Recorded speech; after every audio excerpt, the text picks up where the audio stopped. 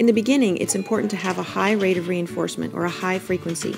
You don't want too much time to elapse between each beep, so keep the distance short. You want the dog going back to the manners minder from only a couple feet away, if that, in the beginning. Also, you're going to want to reinforce your dog for leaning into its collar at this point.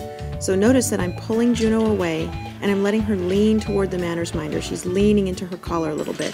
I'm rewarding her not just for going to the manners minder, but for looking at the manners minder and for leaning into the collar towards her manners minder.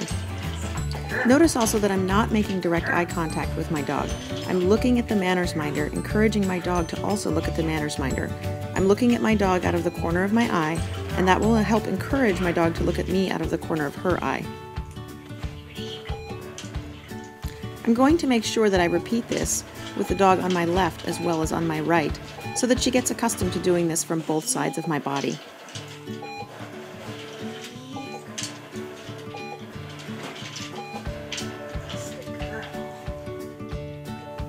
When you first start teaching your dog to do tricks for the manners minder, make sure that you keep the frequency high by keeping the behaviors close. So in this trick, I'm working on Juno putting the ball in the manners minder tray. The ball never goes very far away from the manners minder, so I can keep the frequency as high as possible.